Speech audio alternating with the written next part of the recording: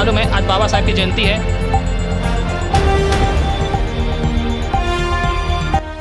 कानपुर महानगर से आ रही इस वक्त की बड़ी खबर। कानपुर के मसवानपुर क्षेत्र में भाजपा कार्यालय में बहुत ही हर्षोल्लास के साथ मनाया गया डॉक्टर भीमराव अंबेडकर जी का जन्मोत्सव। आपको बता दें कि सभी भाजपा कार्यकर्ताओं एवं क्षेत्रीय लोगों ने मिलकर बाबा साहब की जयंती को बहुत ही धूमधाम से मनाया।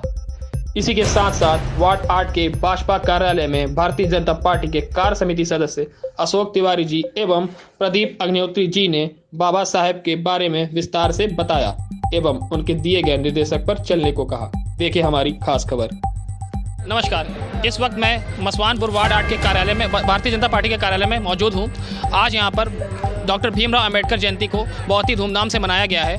तो यहाँ पर हमारे साथ भारतीय जनता पार्टी के कार्य समिति सदस्य अशोक तिवारी जी मौजूद हैं। आइए उनसे जानकारी लेते हैं, पूछते हैं बाबा साहब के बारे में पूरी जानकारी। आइए, इस वक्त हमारे बीच भारतीय जनता पार्टी के कार्य समिति सदस्य अशोक तिवारी जी मौजूद हैं। आइए उनसे बाबा साहब के बारे में कुछ बातचीत करेंगे, कुछ जानेंगे, वो कुछ विस्तार में बताएंगे उनके बारे में। जैसे कि आज हम लोग को सबको मालूम है आज बाबा साहब की जयंती है, जो कि बहुत ही धूमधाम से मनाया गया है, जैसे कि आप देख सकते हैं यहाँ पर। आइए उनसे कुछ पूछते हैं। नमस्कार। आज जैसे कि बाबा साहब जयंती है, बाबा साहब जी की जयंती है, उनके बारे में आप नए यूथ को, जैसे आज की जनरेशन आज के उनके बारे में काफ़ी कम पढ़ रही है, इन्होंने संविधान वगैरह जो भी लिखा है उसके बारे में विस्तार से आप कुछ हमारे नए यूथ के बारे में, नए लड़कों के बारे में कुछ बताना चाहेंगे? आज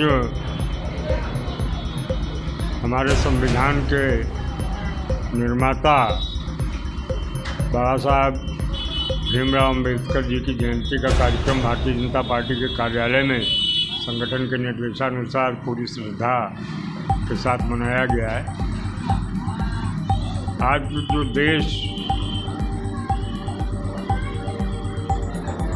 अपना चल रहा है, ये भारत देश, तो ये बाबा साहब के संविधान की देन है कि हम सब उनके बताए हुए मार्गदर्शन पर आगे बढ़ रहे हैं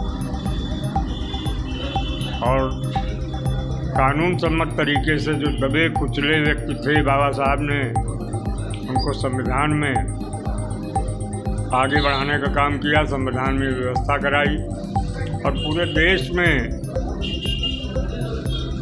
बाबा साहब प्रथम जो मंत्रिमंडल बना था उसमें कानून मंत्री के पद पर भी आसीन हुए थे। पंडित जवाहरलाल नेहरू प्रधानमंत्री थे तो उस कैबिनेट में भी थे, उनके योग्यतम व्यक्ति थे। और मगर अफसोस ये है, दुख की बात ये है कि कांग्रेस की हुकूमत ने 65-70 साल यहाँ राज किया इस देश में, बाबा साहब के साथ उन्होंने न्याय नहीं किया। तो 2014 में माननीय मोदी जी की सरकार इस देश में आई, भारतीय जनता पार्टी की सरकार बनी भारतवर्ष में, तब जा कर के जो उनके पंचतीर्थ थे उनका विकास अगर वास्तव में किया तो मोदी सरकार ने किया, भाजपा की सरकार ने किया। जो पंचतीर्थ थे, जहाँ पर उनका जन्म हुआ, जहाँ लंदन में जिस आवास में वो रहते थे, जहाँ पर उन्होंने शिक्षा ग्रहण की, जहाँ पर उन्होंने दीक्षा ली बौद्ध धर्म की, जो दिल्ली में उनका आवास था, इस तरीके से 5 स्थानों को पंचतीर्थ के रूप में विकसित करने का काम अगर किसी ने किया तो भारतीय जनता पार्टी की सरकार ने किया।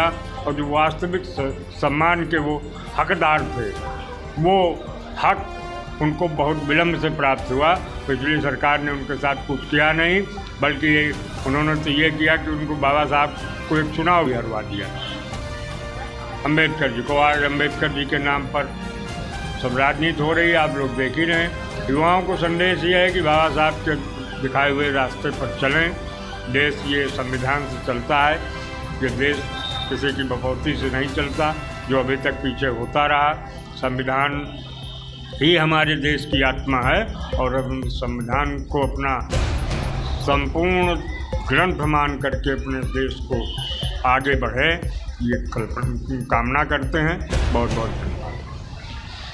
आज हमारे बीच प्रदीप अग्निहोत्री जी भी मौजूद हैं, जो कि भारतीय जनता पार्टी के काफ़ी पुराने कार्यकर्ता भी रह चुके हैं और अभी भी भारतीय जनता पार्टी में लगातार काम कर रहे हैं। आइए उनसे कुछ जानकारी, कुछ पूछताछ करते हैं। नमस्कार। नमस्कार। आप नई जनरेशन को आज के क्या संदेश देना चाहेंगे बाबा साहब के बारे में? जैसे कि आज की जनरेशन जो है किताबी पढ़ाई तो पढ़ती है, लेकिन संविधान के बारे में उसको बिल्कुल ज़्यादातर नॉलेज नहीं है। जैसा कि आपने कहा, जो हमारी यूथ लॉबी है, नई जनरेशन है, उनको कायदे से परम पूज्य बाबा साहब जी के आदेशों को देखें, समझें, उनके जो निर्देश दिए वो देखें, और उन्होंने जो संविधान की रचना की, उनके जो मतलब उन्होंने जो समाज को दिया, उसको नई जनरेशन को बहुत गौर से पढ़ना चाहिए, उनके निर्देशों का पालन करना चाहिए और उनके पद चिन्हों पर चलकर आगे बढ़ें। इसी देश में कल्याण होने की संभावना है।